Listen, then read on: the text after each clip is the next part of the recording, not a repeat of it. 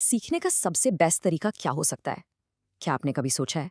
आज हम एक ऐसे फॉर्मूला की बात करने वाले हैं जो है तो 400 साल पुराना, लेकिन आई प्रॉमिस यू आज भी उतना ही पावरफुल है।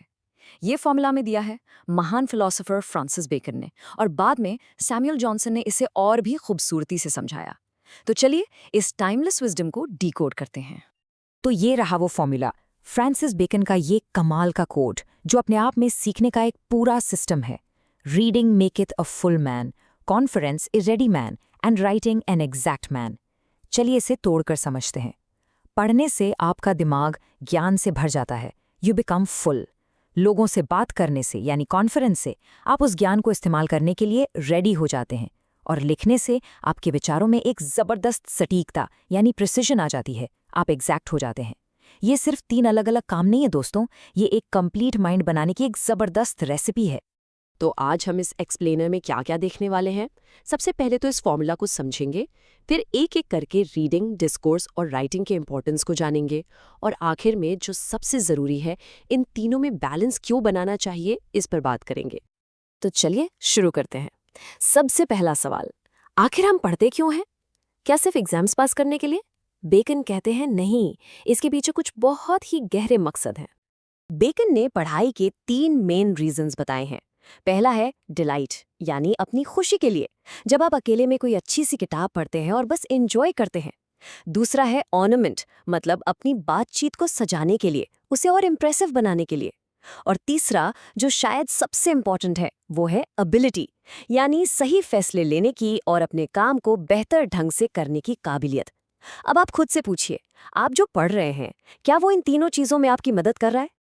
ओके, तो अब आते हैं फॉर्मूला के पहले पिलर पर, रीडिंग। पढ़ना दोस्तों वो फाउंडेशन है, वो कच्चा माल है जिससे हमारा दिमाग नॉलेज और आइडियाज से फुल होता है। ज्ञान को हासिल करने का ये सबसे पहला और सबसे जरूरी कदम है। और हाँ, आज के ज़माने में जहाँ गूगल पर सब कुछ मिल जाता है, हमें अक्सर लगता है कि पुरानी किताबें, पुराना ज्ञान सब बेकार है। लेकिन सैमुअल जॉनसन ने सदियों पहले ही इस सोच को चैलेंज किया था। वो कहते थे कि ये सोचना कि लाइब्रेरीज सिर्फ यूजलेस लंबर यानी बेकार की लकड़ी से भरी हैं, ये बहुत बड़ी गलती है। वो तो हमारी पिछली पीढ़ियों की विजडम का खजाना है, जिसे नज़रअंदाज करना बेवकूफ़ी होगी। तो सवाल ये है कि क्या हर किताब को एक ही तरह से पढ़ना चाहिए? बिल्कुल नहीं। और इसके लिए बेकन ने एक जबरदस्त एनालॉजी दी है, खाने की एनालॉजी। वो कहते हैं कुछ किताबें होती हैं बस टेस्ट करने के लिए, जिनके कुछ हिस्से पढ़ लिए तो काफी है। फिर कुछ किताबें होती हैं स्वॉलो करने के लिए, मतलब बस पढ़ लिया, ज्यादा गहराई में नहीं गए। और फिर आती हैं असली किताबें, जिन्हें आपको चू और डाइजेस्ट करना होता है, मतलब पूरी तरह से समझना और अपने अंदर उतारना होता है। तो आखिर ये फुल मैन है कौन? सीधा सा मतलब है एक ऐसा इंसान जिसका दिमाग नॉलेज, आइडियाज और दूसरों के तजुर्बों से भरा हुआ हो। ये वो फाउंडेशन है, वो नींव है जिस पर आप अपनी समझ की पूरी बिल्डिंग खड़ी करते हैं, और ये नींव सिर्फ पढ़ने से ही बनती है। ऑलराइट, तो आपने बहुत कुछ पढ़ लिया, आपका दिमाग अब फुल है। पर क्या ये काफी है? नहीं। अब आता है दूसरा स्टेप, डिस्कोर्स यानी बातचीत। क्योंकि जो ज्ञान आप दूसरों को समझा नहीं सकते, वो किस काम का? यहीं से शुरू होता है रेडी पर्सन बनने का सफर। और यहीं पर सैमुअल जॉनसन हमें एक बहुत बड़े डेंजर से वॉर्न करते हैं। जरा इस इमेज को सोचिए, एक इंसान जो बस अपनी किताबों में ही दफन है। जॉनसन कहते हैं कि वो लर्न्ड डस्ट, यानी ज्ञान की धूल में ढक जाता है। मतलब नॉलेज तो बहुत है, पर उसे एक्सप्रेस करने की कला, जिसे एल्यूक्यूशन कहते हैं, वो पूरी तरह से खो जाती है। तो यहाँ पर हमारे सामने 2 तरह के लर्नर्स हैं, और फर्क बिल्कुल साफ है। एक तरफ है वो रेक्लूस स्कॉलर जो बस अकेले पढ़ता है। उसके पास आइडियाज का भंडार तो है, पर वो उन्हें डिफेंड नहीं कर पाता, जिद्दी हो जाता है। और दूसरी तरफ है सोशल लर्नर जो बातचीत से सीखता है। वो अपने आइडियाज को टेस्ट करता है, दूसरों से सीखता है और प्रैक्टिकल एप्लीकेशन समझता है। वो रेडी रहता है। और ये line, a man may know what he can not teach, ये सब कुछ कह देती है।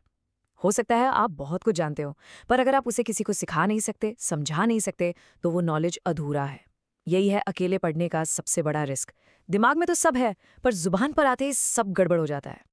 तो फिर ये रेडी मैन है कौन? ये वो सोशल लर्नर है जिसका नॉलेज स्टैटिक नहीं, डायनामिक है। वो अपने ज्ञान को फटाफट रिकॉल कर सकता है, किसी के भी सामने अपनी बात रख सकता है और अपने आर्ग्यूमेंट्स को इफेक्टिवली डिफेंड कर सकता है।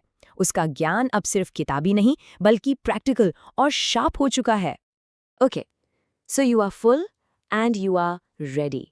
अब क्या? अब आता है फाइनल स्टेप, जो शायद सबसे मुश्किल लेकिन सबसे पावरफुल है, राइटिंग, लिखना। ये वो टूल है जो आपके थॉट्स को क्रिस्टल क्लियर बना देता है। यही है एग्जैक्ट पर्सन बनने का रास्ता। जॉनसन ने कॉन्वर्सेशन और राइटिंग के बीच का फर्क बहुत ही खूबसूरती से बताया है। सोचिए, जब हम बात करते हैं तो हमारे विचार फैलते हैं, वी डिफ्यूज आवर थॉट्स। लेकिन लिखने में एक्सीलेंस आती है मेथड से, स्ट्रक्चर से। यहाँ हम अपने थॉट्स को कॉन्ट्रैक्ट करते हैं, समेटते हैं। और लिखने का सबसे बड़ा जादू क्या है पता है? ये हमारे दिमाग को अपनी ही गलतियां पकड़ने में मदद करता है। इन गलतियों को कहते हैं सोफिज्म्स, मतलब फ्लॉड रीजनिंग। जब तक कोई आइडिया आपके दिमाग में घूम रहा है वो एकदम परफेक्ट लगता है, पर जैसे ही आप उसे लिखने बैठते हैं आपको अपनी सोच के सारे लूप होल्स साफ साफ दिखने लगते हैं। और बस यही है हमारा एग्जैक्ट मैन, एक ऐसा इंसान जिसके थॉट्स मेथोडिकल हैं, वेल स्ट्रक्चर्ड हैं, प्रिसाइज हैं, जिसकी सोच में कोई झोल नहीं है। ये लर्निंग की प्रोसेस का फाइनल स्टेज है, जहां नॉलेज सिर्फ आपका नहीं रहता, वो क्रिस्टल क्लियर हो जाता है। तो हमने लर्निंग के इन 3 पिलर्स, रीडिंग, डिस्कोर्स और राइटिंग को एक एक करके समझ लिया। लेकिन असली पावर इन्हें अलग अलग करने में नहीं, बल्कि इन्हें बैलेंस करने में है।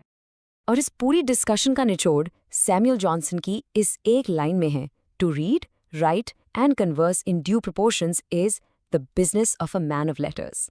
मतलब असली मास्टरी किसी एक काम में एक्सपर्ट होने से नहीं आती, बल्कि इन तीनों में सही बैलेंस बनाने से आती है। और सोचिए, अगर ये बैलेंस बिगड़ जाए तो क्या होगा? अगर आप सिर्फ पढ़ते हैं, डिस्कस नहीं करते, तो आप फुल तो होंगे पर रेडी नहीं। अगर आप सिर्फ डिस्कस करते हैं, लिखते नहीं, तो आप रेडी तो होंगे पर एग्जैक्ट नहीं। और अगर आप बिना पढ़े ही लिखने बैठ गए, तो आप एग्जैक्ट होने की कोशिश तो करेंगे, पर आपके शब्द एम्प्टी यानी खोखले होंगे। देखा आपने, ये तीनों एक दूसरे के बिना बिल्कुल अधूरे हैं। तो अब जब आप इस टाइमलेस फॉर्मूला को जानते हैं, ये सवाल आपके लिए है, रीडिंग, डिस्कोर्स, राइटिंग, इन तीनों में से आप अगला फोकस किस पर करने वाले हैं? याद रखिए, ये सफ़र है एक फुल इंसान बनने का, फिर एक रेडी इंसान बनने का, और आखिर में एक एग्जैक्ट इंसान बनने का, एक कंप्लीट लर्नर बनने का। ऐसे ही और एक्सप्लेनर्स के लिए सब्सक्राइब करें